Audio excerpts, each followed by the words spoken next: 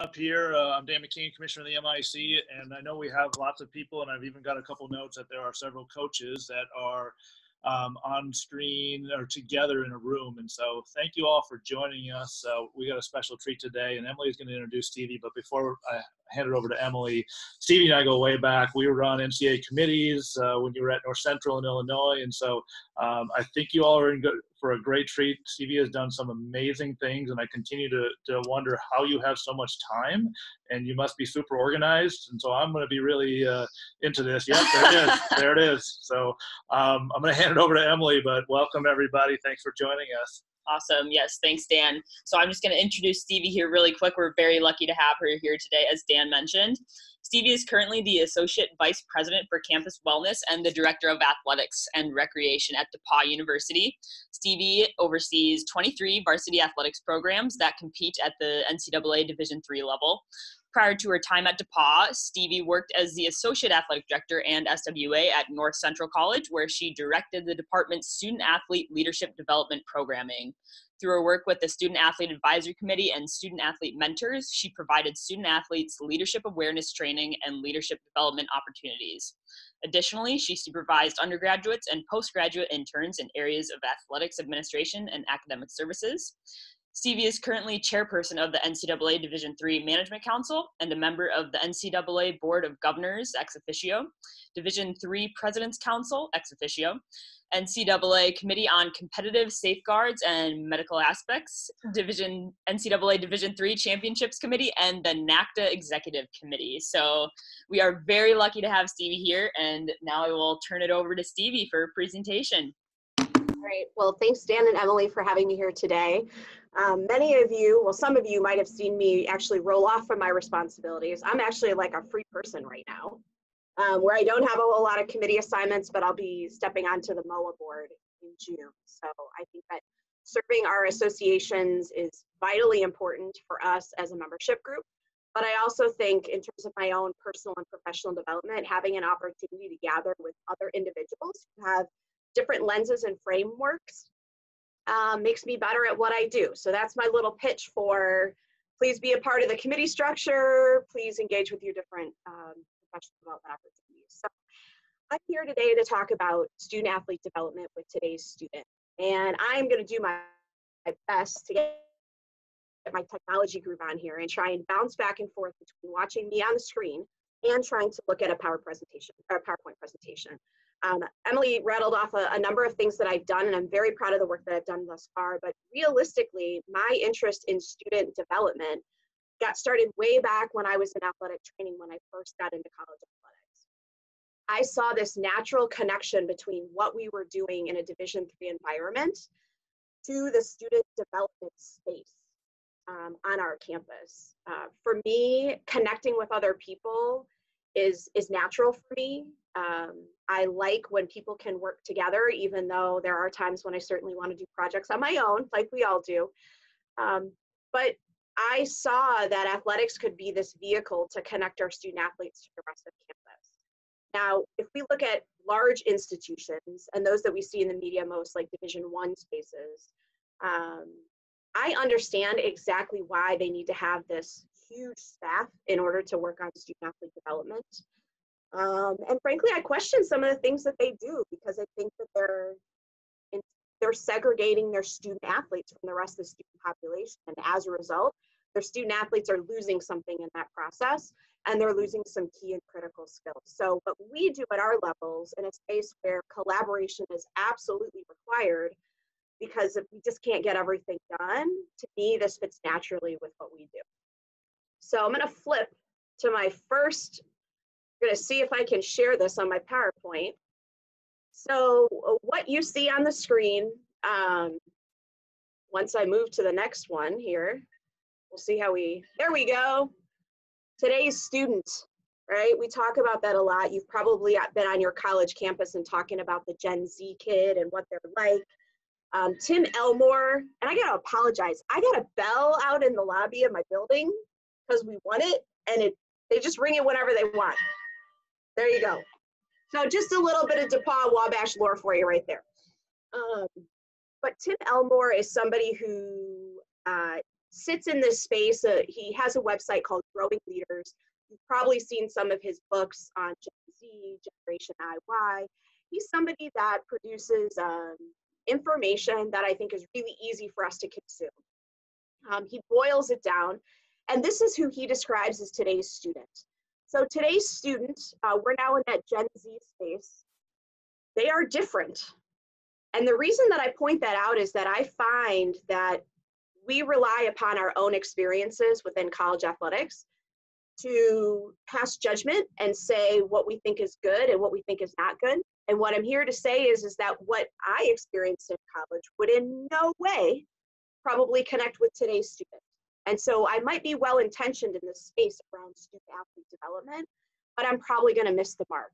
So Tim Elmore, says these students of today, they're cynical, they're private, they're entrepreneurial, they're multitasking, they're very aware, and they're technology reliant. You probably see that on your own campus.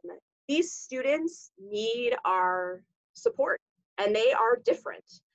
If I think about how I choose to communicate with people, my first methodology is going to be to walk down the hallway and have a conversation with them. Our students today would much rather have a text message.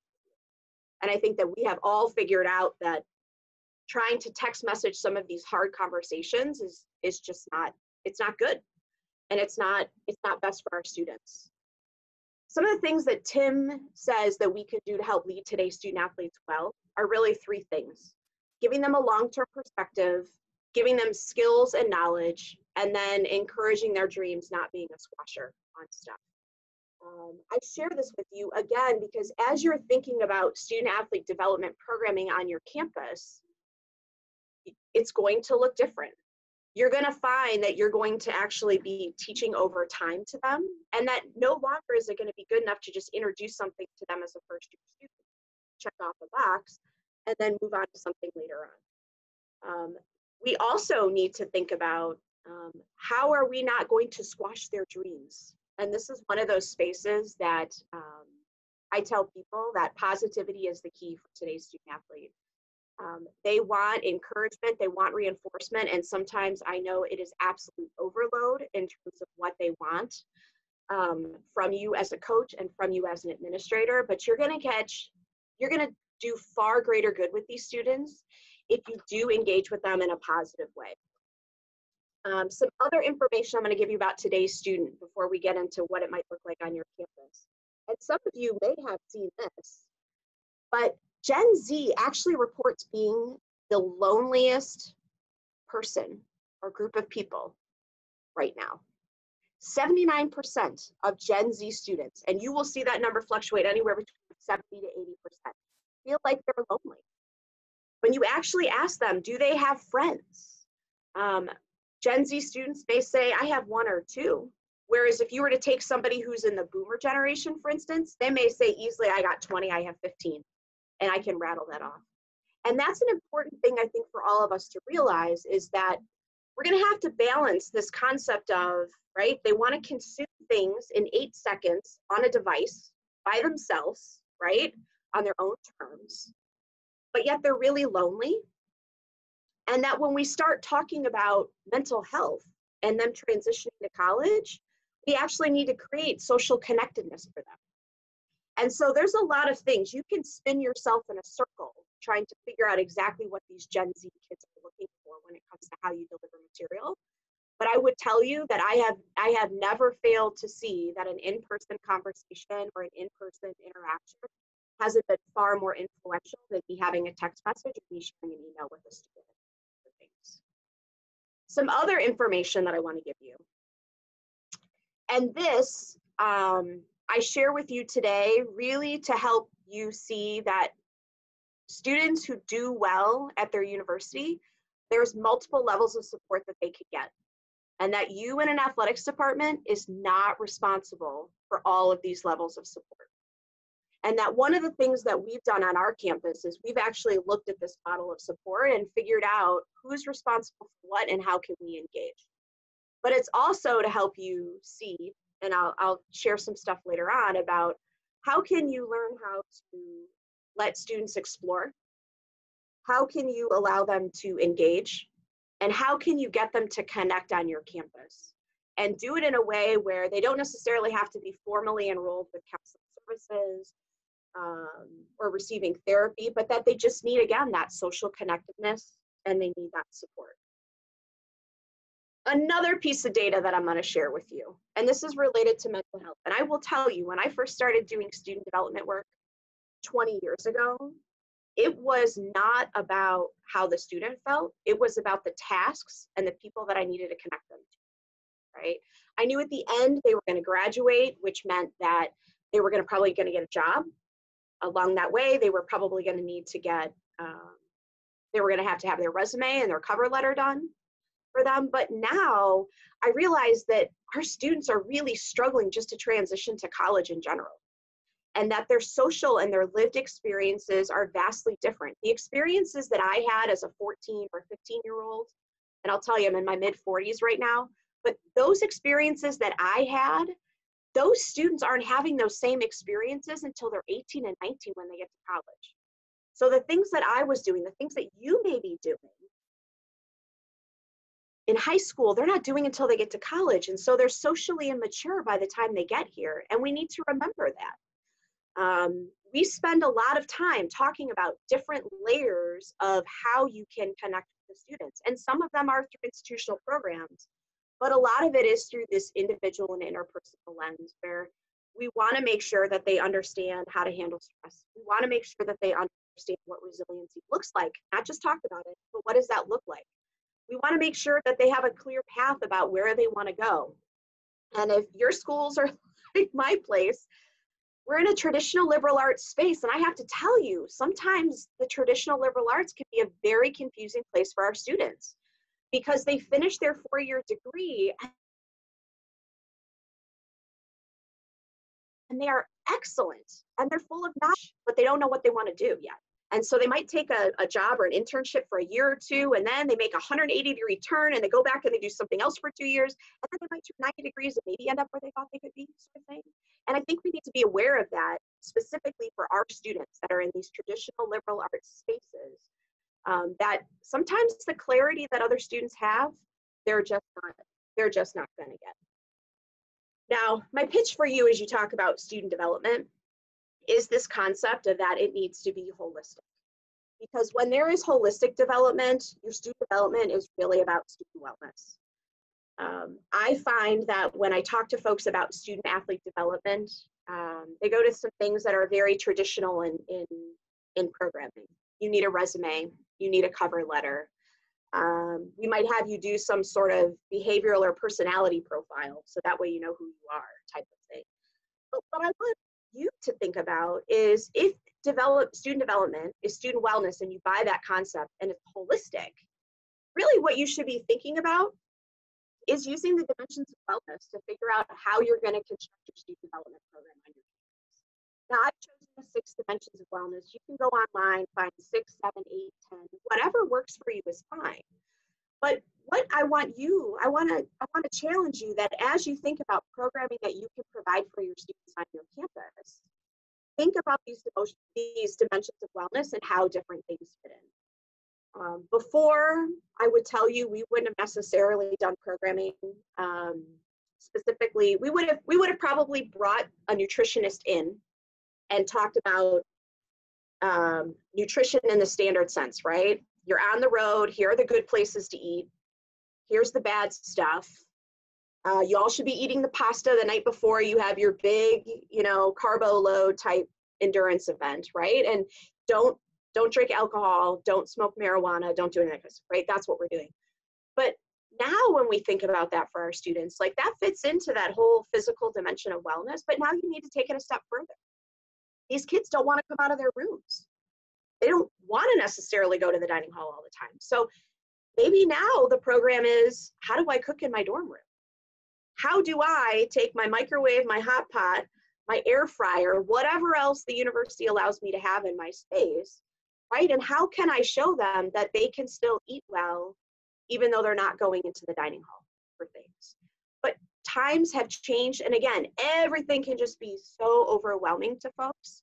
But I encourage you to start thinking about how can I support the dimensions of wellness with our student athletes when we create our program. Now, when I've done programming in the past, it was really about life skills and access to resources. Now the goals are to develop life skills, promote social connectedness, provide access to resources. So 3 key areas. And my guess is that there's probably some people on this call who are probably shaking their head like, life skills? Like, come on, right? I figured that stuff out. Like, I know, I figured it out, they can figure it out. Well, I got news for you. They can't. They don't. So you need to step into that space to say, you know what, I'm going to help you figure this stuff out. I have students who I work with who don't know how to address envelopes. They know where the stamp goes, but they have no idea that the return address goes in the upper left-hand side and the to address goes in the middle of the envelope things. They don't know how to handle stress and cope. And I think that, you know, as this is a generation where we do see that there's this increased level of stress with our students, and it's reported. And what I would tell you is, again, their world is terribly different than what our world was. They have always known a space where there has been terrorism. They haven't known a space, for the most part, pre 9/11 for us. And that everything that they consume, they're consuming so much more on their devices. I mean, my son is 14 and he's got CNN alerts going on his phone, for goodness sakes, right? And he's alerting me when there's bombings and when there's shootings and all these other kind of things. Things are different from them from a stress space, and they don't know how to work through it. And so they need you, through that social connectedness, to help them work through some of that stuff, right? Sending somebody a text message, say, oh, it's okay, it's gonna be fine, right? Is far different than, hey, do you have an opportunity to stop by my office in the next 20 minutes, 30 minutes? Or is there some place I could just stop by and see you on campus, type of thing? So I encourage you that as you think about developing your student development program on your campus, that you use the KISS method in this space, right? Keep it simple in these. Figure out exactly what you want them to learn. Do the social connectedness part, because I think you're going to reap huge benefits from that. And then make sure that you know how to access, that you can tell them how to access all the different resources. Okay, so now I'm going to go into a series of questions, and I'm going to show you some of the things that I've learned over the years about how I gather information and how I do that connectedness and how we do the resources. Because with careful planning, I actually think it's pretty easy to do. And it doesn't have to be something that is completely on the athletics department or completely on one person within the athletics department. So how do you know what's important to today's student, right? There are so many different data pieces that are out there, whether it's the American College Health Survey, or maybe it's something you do through 360 Group, where you are gathering information on your students, but more than likely you're gathering information that's on a specific topic area.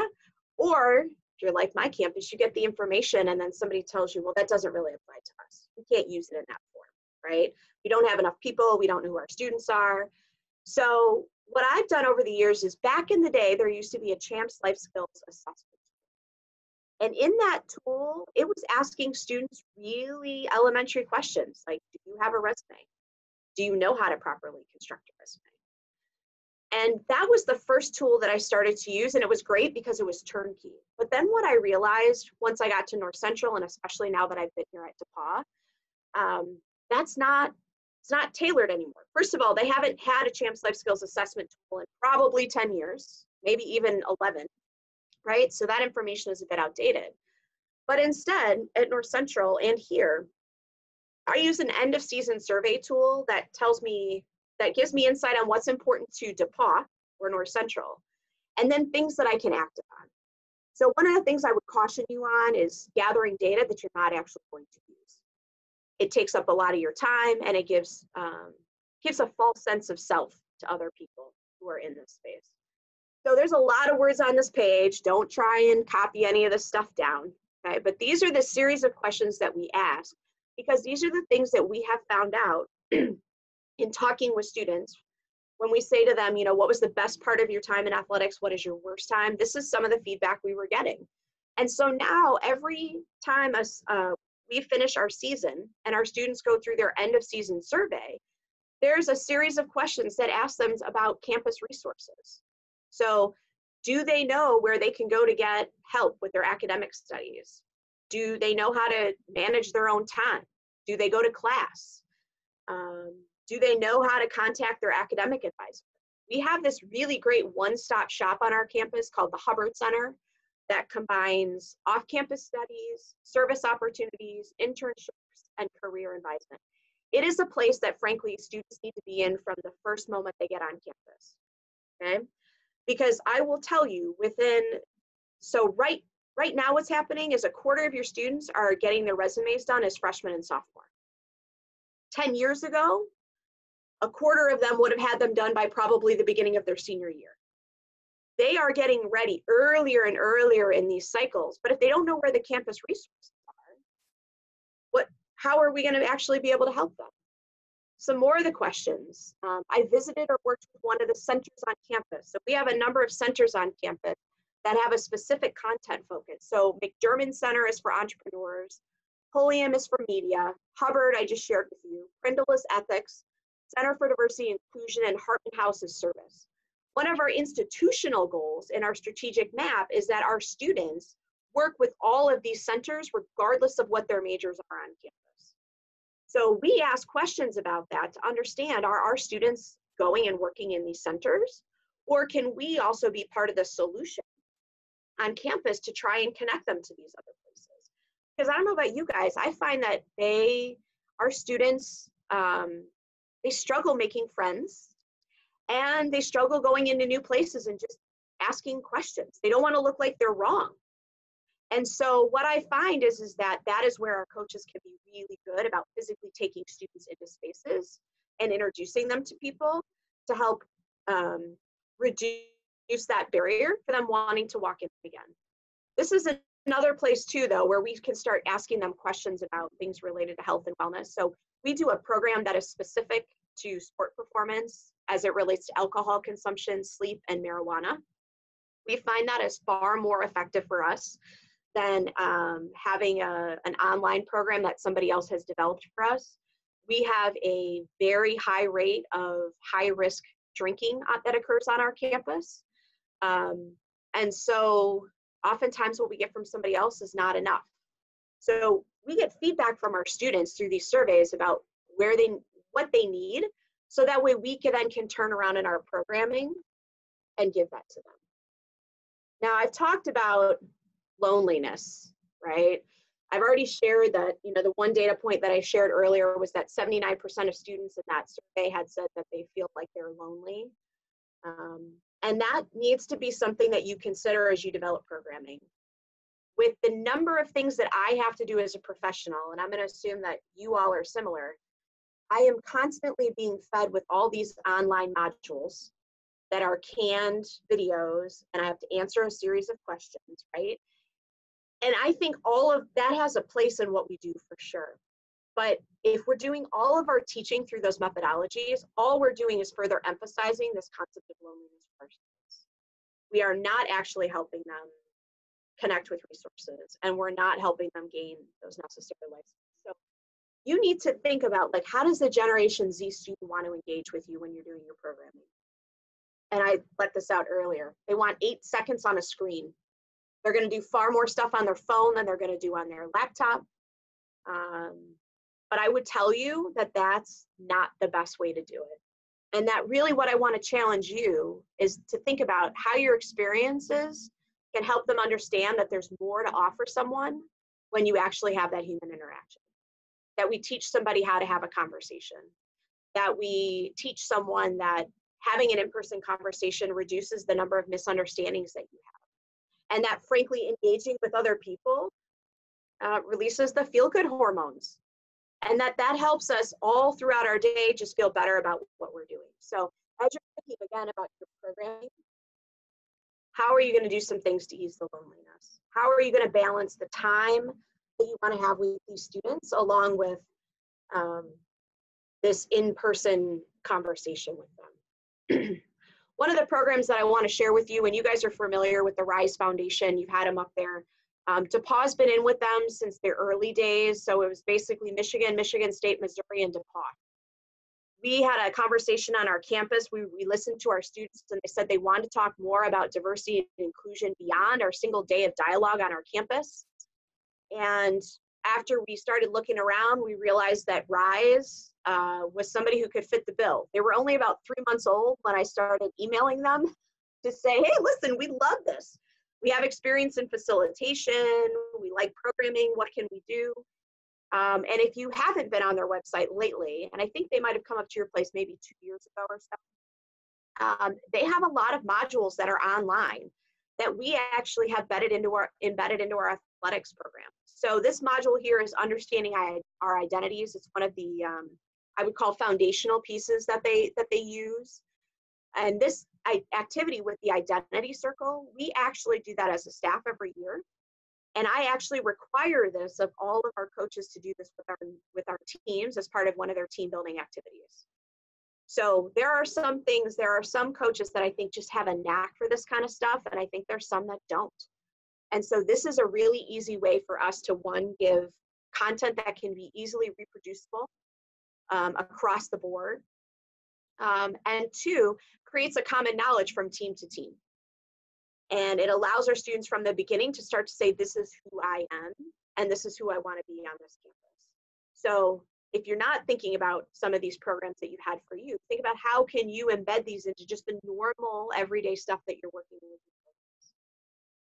One of the other ways to create situations to increase the connectedness, right? Here's another RISE module that I pulled out. This one's on building community. So this is the one, I don't know if you guys have done this before. You've got straws and tapes, and you got to build a trophy type of thing. It's another good elementary one that even if you are not comfortable facilitating material like this, you easily can learn how to do it. In our department, we actually, we train students to do these modules with each other, so we get the peer-to-peer learning going in with them. But then I'm also there, and there's another generally 3 or 4 staff members in our department that are also trained to help facilitate these for the students. So it could be something where they do it on their own and I support, or I take the lead and do this. But we have to be intentional about this now. We no longer can simply assume that because student athletes are on a team together, that they're actually going to be a team. And again, creating these ideas and concepts of connectedness, we've talked a lot thus far about what you may be doing in athletics, but it's also one of those things that it's not all on you as somebody in the athletics department for this. You've got to identify those allies and advocates across the campus that can help you as it relates to student athlete and development, right? Everybody should be an advocate or an ally, right? Because it's everyone's why. You're here because you want to work with this population. But I would also encourage you to have those conversations with your staff to make sure that you are here for all of the same reasons. I find that I have a wonderful coaching staff, but I find that I have some folks in my staff that are very much on the spectrum of the growth mindset, want to learn, want to get better, want to do things differently. And I have some coaches who just want to coach, right? But this isn't all on you as an athletic administrator. So I want you to figure out who can you partner, promote, and educate with on your campus in order to deliver this programming. So providing access to resources. Here's where I would encourage you to think about your own campus. Think about the really important offices that you think student athletes need to be connected to at some point during their career, and start making a check for yourself, a checklist, and say, make 3 columns, explore, engage, and connect. And start thinking about how can you intentionally work with these offices in order to create a holistic student development plan, but do so in a way that you're teaching them life skills. So I just gave you some examples here, and I think you'll see a trend in this, right? So if I start with the Title IX office, exploring for anything generally means that you're introducing that space to them in some form or fashion. It might be 10 minutes when somebody comes to a team meeting. It might be that you physically take them somewhere. The explore column for any campus office can be easily achieved by doing a scavenger hunt on your campus and asking students to go find different offices and have conversations with people. We've had some folks take it a little bit further. And our softball team, for instance, will decide to host study tables one night in the Women's Center on campus. So that way they get a chance to actually be in that space. They get a chance to meet the people who are the directors of the Women's Center, and just hang out when they're in there. But as elementary as it seems, we have to teach them where to go. They don't know because they're used to consuming everything on their phone. They're used to pulling up an app and chatting with somebody and getting an answer. Some of these things need to happen in person. The engage section of this is really thinking about ways where you might have a one-off type of program that could be something that is with one team, or maybe you're partnering with other teams. We take advantage of our breaks. So we have an extended fall break, a winter break. We've got a winter term, which is a J term for us, and then a spring break. And I have to tell you, our kids like structure. So as great as it seems like letting them sleep in until 11 o'clock because they're going to eat at noon, and then they're going to come and practice at 2, we find that this is actually more detrimental for them, right? We want them to keep regular sleep hours. So we may decide that over fall break on a Tuesday morning at 10 o'clock, we're going to offer a resume session. And so we're going to have the Hubbard Center come on over to our athletics department, and they're going to work with our student athletes to develop their resumes and talk about cover letters for things. That allows our student athletes to work directly with that staff because they're going to need that staff later on. And then we're also going to look at how are we going to connect with folks. And connection we define as something that's more in depth. Most likely it's some sort of ongoing program, but it could be a really intense program too that lasts over a period of time. One of the things that we have started doing, and it's taken us 2 years to get it up and running, but it's running, so it's good now, is we actually have a bi-weekly student athlete group mental health lunch, conversation, workshop, whatever you want to call it. Our student athletes, like many, were saying they were super stressed, they needed more help. Counseling services was overflowing. And what we did is said, okay, every 2 weeks, come on over. And if you want to engage in these conversations around stress and resiliency, that's great. We'll have somebody from counseling services. Because for us, it's about collaborating. Our coaches should be recognizing mental health challenges and then referring them off to somebody else. Our coaches are absolutely capable of doing resumes and capable of doing cover letters, but you don't have time. And I say that to you as somebody who supervises coaches. I work with tremendously talented people, but they don't have enough time in the day to do everything. And so you need to go make friends with people across campus.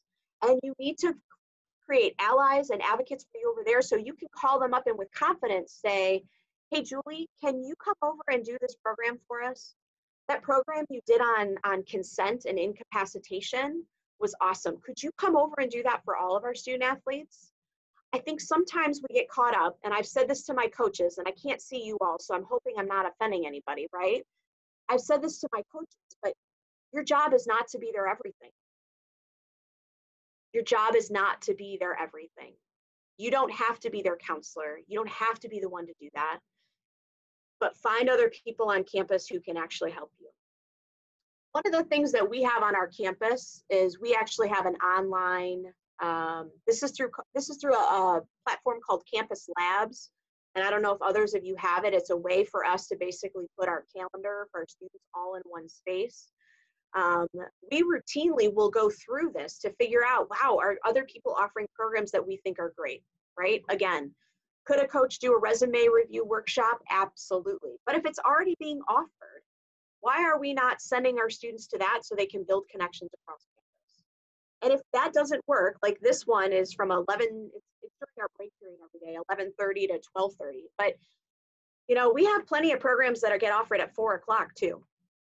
And normally 2 things happen. I tell that office that offers the program at 4 o'clock, please offer this at another time next time so our student athletes can come.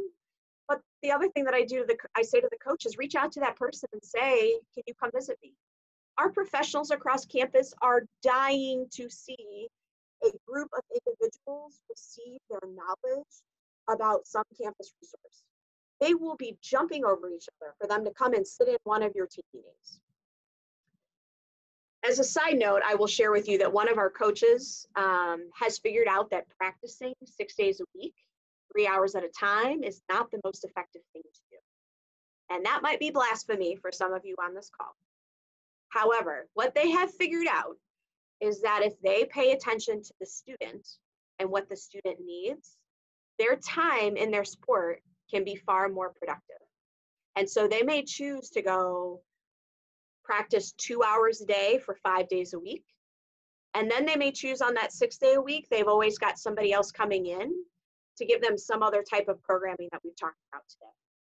Or that they're gonna spend 2 hours in practice and then they're gonna meet with a nutritionist for an hour and ask questions and have a cooking demonstration. Or they're gonna have practice for 2 hours and then they're gonna meet with one of our counselors to learn mindfulness techniques when they're playing. More is not always better in this space. But I really do feel like if you keep your goals out in front, which again are developing your life skills, promoting your social connectedness, and providing access to resources, you can create a student athlete development program on your campus that will allow you to provide much greater benefit to your student athlete than probably some of the energy that you need to expend, because you're able to start working with other people on your campus. So there we are, 30 minutes. That was awesome. Thank you so much, Stevie. That was incredibly valuable, and I'm sure everybody on this call has learned something, and we're so impressed with all the information that you shared and your experiences and everything. That being said, we'd like to open it up for questions from the group. As we've done in the past, you're more than welcome to ask questions verbally or through the chat function at the bottom of the screen. If we don't receive any questions, we can wrap up early. But I think Dan has something he wants to start off with here. So I'll start it off. You know, you've done some incredible things. How have you partnered with SAC to accomplish some of this? So they have been a great group for us to get feedback on what are our student athletes actually feeling, right? I gave you the example of what we're taking from our end of season surveys. But we're also going into our student athlete advisory committee once a term to say, what are the top 3 to 5 things that you all are struggling with right now? Where do you need that help? They've also been really good about giving us feedback on individual programming modules. The RISE stuff we have done with them ahead of time, so that way they know what's coming and they can either say to us, this works or this doesn't. The other thing that we've used them for is to source for speakers. So when they've come to us and said, you know, we're really struggling with mental health, and this happened to us last year, we're really struggling, we want to bring, you know, we want somebody to come in about mental health, my natural tendency is to say, okay, I'll find that for you, right? And I'll give you a list of people. But what I instead did is said, great, I don't have a budget for this, but I know we get what we pay for. Go out and find some people that you think could be influential in this space for you, and then come back and share those with me. And what I found is that was really valuable for them to do research, but also to make sure that the message hits home, right? All this stuff I talked about, this Generation Z and all that other kind of stuff, I found I was making bad choices with some of our speakers because I was bringing in somebody who was going to resonate with me, as opposed to who was going to resonate with the student. Our students want stories, right? They love hearing from somebody who they consider a peer and has gone through something different. I get a little freaked out about that stuff because I want to make sure there's a message coming through, right? That the student can tell me afterwards. So they've been super, super great in that space for us. But in the end, we need to do the structure. We need to do the planning as administrators or as coaches, and not put sort of a burden back on them to say, hey, you figure out everything that you want to do in this space. That's great. I think that's a really good way to use students and a good perspective. Other questions from anybody else that are on the call here? They might get some time back today. Yeah.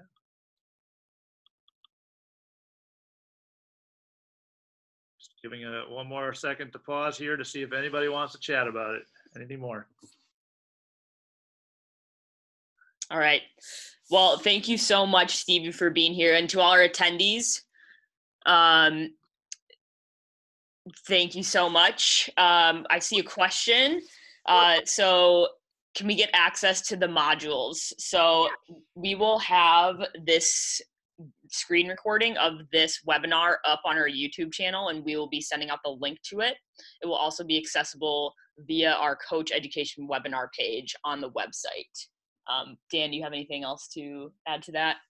It would probably be good for you, and I don't know how much you all have continued to work with the Rise Foundation. If you want to put a direct link to those modules, they're all available as PDFs on their risetowin.org page for you to be able to pull off.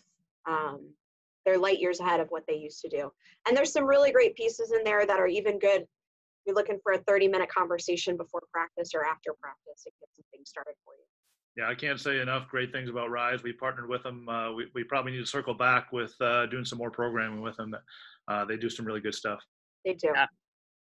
Well, on that note, again, thank you all for attending this webinar. Stevie, thank you so much for your time. We greatly appreciate it. And with that, we will adjourn this webinar. So thanks again, everyone, for being here. We appreciate it. Enjoy the rest of your Tuesday. Thanks, Stevie. Bye-bye. Thank you.